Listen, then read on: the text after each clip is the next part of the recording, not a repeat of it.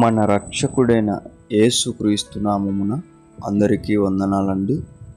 ఈరోజు దేవుని మాటలు సామెతలు గ్రంథము 13వ అధ్యాయము 24వ వచనం. బెత్తెము వాడని వాడు తన కుమారునికి విరోధి, కుమారుణ్ణి ప్రేమించువాడు వానిని శిక్షించును. ప్రియమైన దేవుని బిడ్డలారా, ఈ రోజుల్లో తల్లిదండ్రులకు బిడ్డలందరూ కూడా విరోధులవుతున్నారు. ఎందుకో తెలుసా? గారాబం ఎక్కువైపోయింది. ఈ గారాబం వారిని స్కూల్కి వెళ్ళకుండా, ఈ గారాబం వారిని సరైన పద్ధతిలో పెంచుకోకుండా, ఈ గారాబం వలన వారిని లోకానికి దగ్గర చేస్తూ, ఈ గారాబం వలన వారు పెద్దలకు రెస్పెక్ట్ లేకుండా బ్రతకడం, ఈ విధంగా అనేక ప్రమాదాలకు దారితీస్తుంది ఈ గారాబం. అయితే దేవుని బిడ్డ, నీవు అలా నీ బిడ్డలను చూసుకుంటున్నావేమో, జాగ్రత్త. ఆయన అంటున్నాడు, బెత్తం వాడని వాడు తన కుమారునికి విరోధి. నీవే నీ కుమారునికి విరోధి, గుర్తుపెట్టుకో.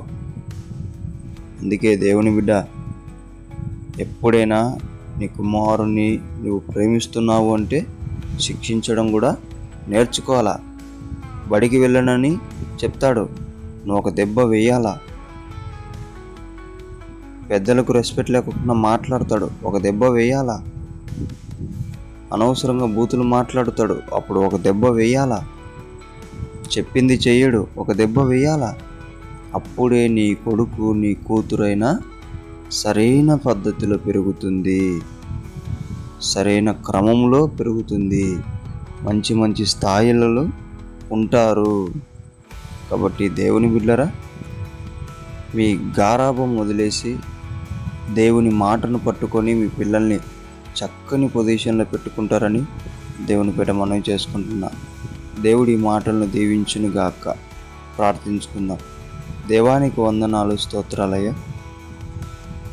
తండ్రి, ఇన్నాళ్ళు నా బిడ్డలకు గారాబం చేసి బిడ్డలను సరైన క్రమంలో పెంచుకోకుండా ఉన్న తండ్రిలాగా తల్లిలాగా ఉన్నానేమో, నన్ను క్షమించండి.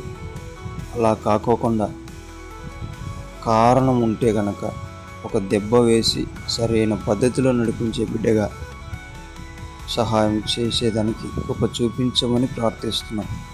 దేవా, పిల్లల్ని ఎలా చూసుకోవాలనో తల్లిదండ్రులకు జ్ఞానం ఇవ్వమని యేసు నామములో ప్రార్థిస్తున్నాం తండ్రి. ఆమేన్.